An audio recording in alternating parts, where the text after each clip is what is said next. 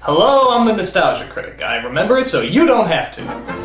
Oh hell yeah, I fucking love Tom and Jerry, with their wanton destruction, comedic timing, and hilarious sound effects. This is the original cat and mouse team that perfected the art of cartoon violence. I'm such a fucking dork that I actually went out and got the DVD collections of these cartoons. And you know what I found out? I'm not the only one who regards them as comic legends.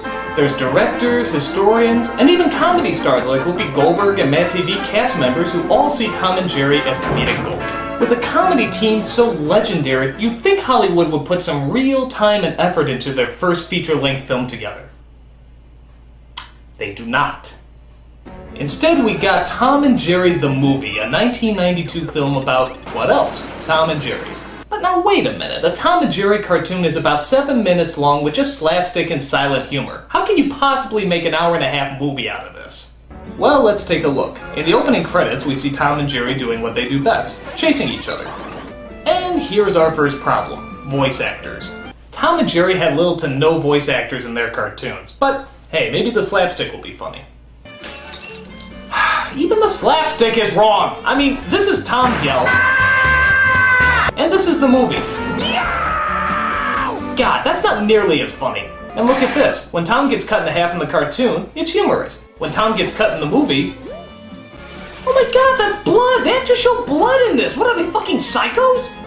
Yeah, and here's a real joke. Creative consultant Joseph Barbera. That means they just went up to him every day and asked, "Is this destroying your creation? Is this nothing like your original vision?" Yes. Good! So the film begins with Tom's owners moving away, but Tom accidentally gets flung out of the car and is forced to stay at home. It turns out the owners move just in time as their house is being bulldozed to the ground. Tom and Jerry escape, but are left without a home, so the two of them have to roam the streets looking for food and shelter. These are the only good parts of the movie, where Tom and Jerry tried to decide whether they should help each other out or not, and all without any dialogue. There's even a cute in-joke with a restaurant called Bill and Joe's, obviously referencing Bill Hanna and Joseph Barbera, the show's creators. But it all goes downhill when they meet this singing gay dog and his obnoxious little flea named Frankie. Instead of being pals, you're fighting like a cat and a mouse. They are a cat and a mouse, Pugsy. They gotta learn to be pals or they ain't gonna make it out here. It's like Peter Falk and George Carlin's secret love child, except a dog. The name is Pugsy. What's yours? I'm Tom. I'm Jerry. What the hell? Did they just talk? Did Tom and Jerry, one of the most famous silent duos of all time, just speak to each other? No, it's gotta be a mistake. I gotta be hearing things. I'm gonna just go ahead and eat my customary 3-pound watermelon and drink my traditional pitcher of sangria both at the same time while I confirm how wrong I was about this ridiculous misunderstanding. What do you think I am, a dummy? You said it. Holy crap! They talk! They actually talked! The apocalypse has finally begun, pigs are learning how to fly, Satan is skating his way to work, and I'm pretty sure that I just became a monkey's uncle. Unbelievable. I mean just unbelievable. The one rule that you never break, and they broke it in the first 10 minutes. I mean, isn't that like one of the 10 Commandments or something? Thou shalt not lie, thou shalt not covet thy neighbor's wife. Tom and Jerry don't talk. But wait, it gets worse. Not only can they talk, but they can also sing. We two, we're friends to the end. Ain't we, my friend? You'll never find two other guys compatible in steak and fries. But wait, it gets worse. Not only do they like to sing about how they don't like chasing each other and how they enjoy being friends. The greatest gift in life's a friend. He's a daily dividend.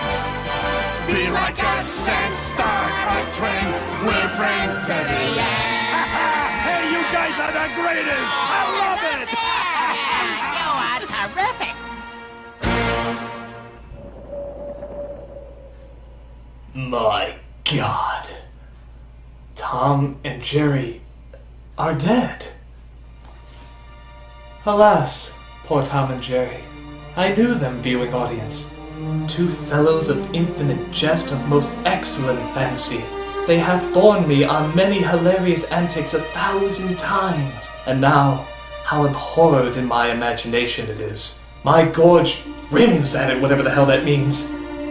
Here hung those lips that have been mangled I know not how oft. Where be your screams now, Your torn limbs, your shattered teeth, your set of bowling pins that were wont to set children and adults on a roar. Not one now to mark your antics. Whiskers fallen. Now, get you to Hollywood's chamber and tell them, let them stop this douchebaggery that shocks and terrorizes those with most excellent humor, and show them what made such great laughter so great. Make them laugh at that. Shit fuckers.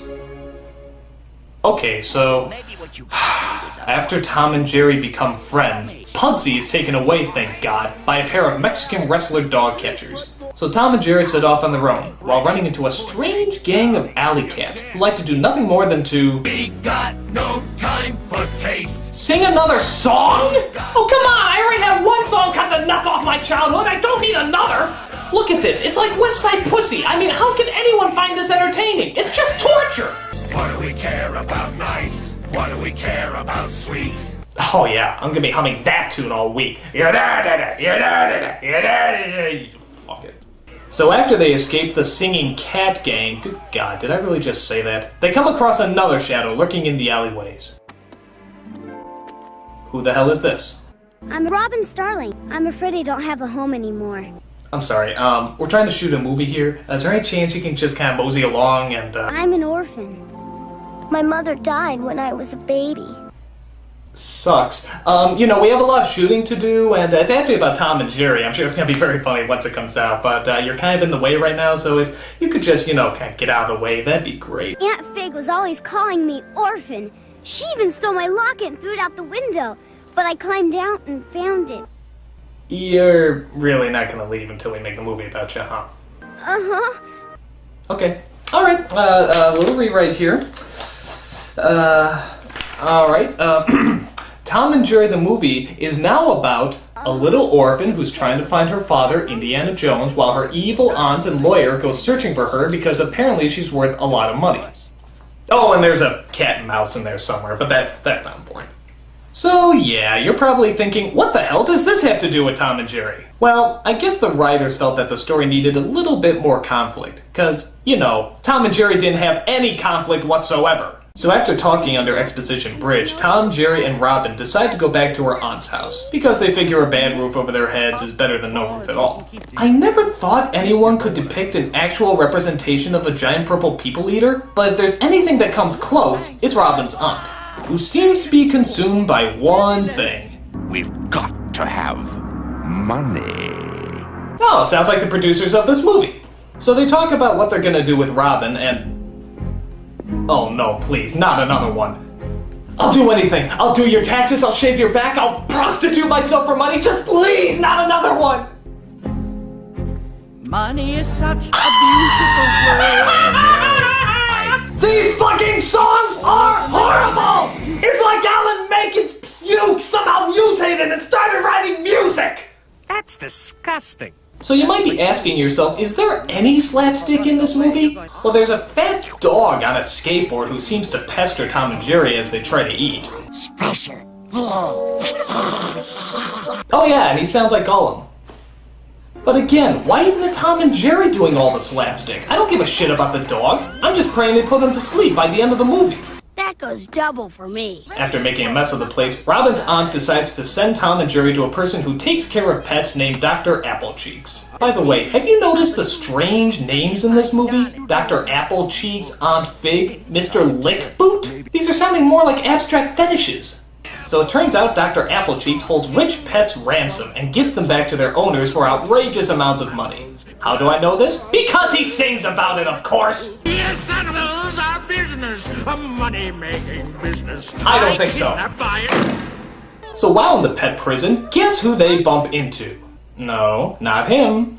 You! You killed Tom and Jerry! You turned them into friends and ruined the franchise! What?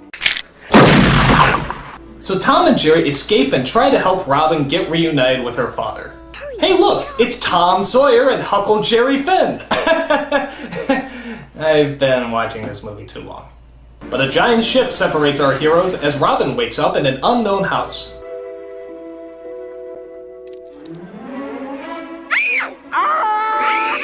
Oh my god, I'm in hell. It finally happened. Great wobbling wattles.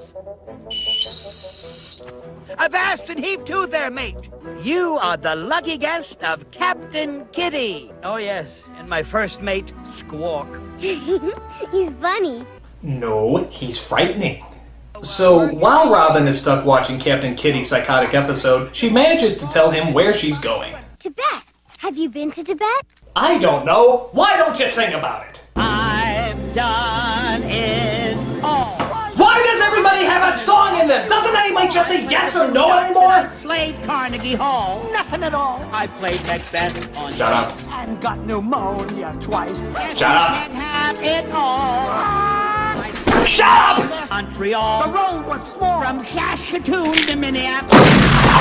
So Tom and Jerry find Robin, but unfortunately Captain Pedophile is holding her ransom for $1 million reward that her aunt promised. On top of that, Dr. Applecheeks hears about the reward and wants to get her too. But unfortunately, he was tossed out of the car that he was in, so he has to find another form of transportation.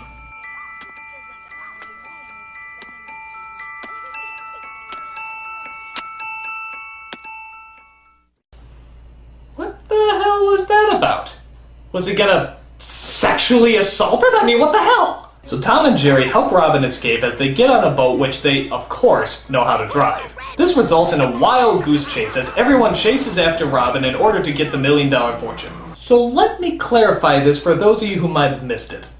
A cat and mouse are driving a ship trying to save the daughter of Indiana Jones while being chased by a purple people eater, a dog on a skateboard, a performing ship captain, his hand puppet Squawk, 2 Mexican wrestlers, and a doctor riding an ice cream cart.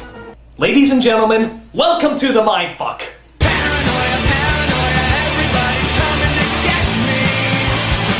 Just say you never met me. I'm running underground with the most. I'm not sick, but I'm not well. And I'm so high,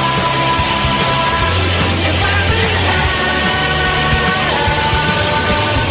So Robin gets to the cabin where she thinks her dad is, only to find the bad guys are there waiting for her. But a lamp falls over and of course starts a fire, burning down the entire cabin. I always love how one spark can set off a house fire in like 2 seconds. Watch. You see? It looks like all hope is gone for our 3 heroes until... it's Robin's father, Indiana Jones! Robin! I'm coming! Hang on!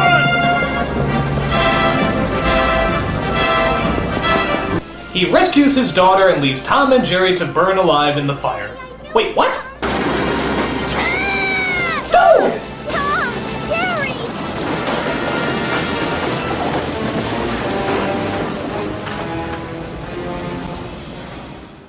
That's...